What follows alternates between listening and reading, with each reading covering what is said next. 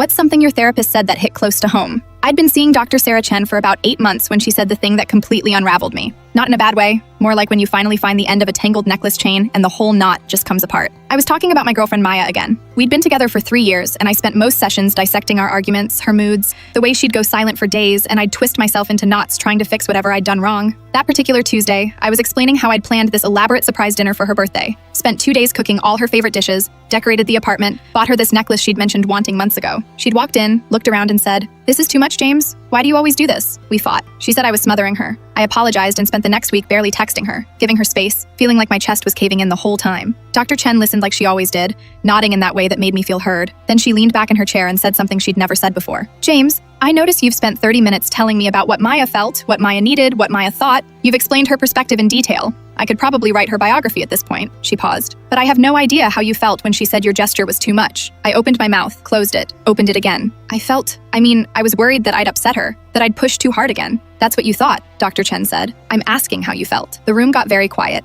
I could hear the white noise machine by her door, the distant sound of traffic outside. I realized I didn't know how to answer. "I don't know," I finally said. "You don't know," she repeated, "because you've spent so long managing everyone else's emotions that yours don't even get a seat at the table anymore." Something in my throat tightened. She kept going, her voice gentle but firm. "You've told me about your mom's depression when you were growing up, how you'd come home from school and immediately assess her mood, adjust your behavior accordingly, make yourself small and helpful if she was having a bad day. You became an expert at reading people and shape-shifting to meet their needs. I remembered being 10 years old, creeping through the house, checking which mom I'd be getting that day. Remembered learning to make her laugh, to distract her, to be whatever she needed. My little sister Emma was only 6 then. Someone had to keep things stable. That skill kept you safe as a kid," Dr. Chen continued. "It probably kept your family functioning. But James, you're 32 now, and you're still doing it. With Maya, with your boss, with your friends. You're so busy being a supporting character in everyone else's story that you've forgotten you're the main character in yours." I'd like to say I had some profound realization in that moment, but mostly, I just sat there feeling like I'd been turned inside out. She handed me the tissue box. I hadn't realized I was crying. "For homework this week," she said as our session wrapped up, "I want you to start noticing. When someone asks how you are before you answer,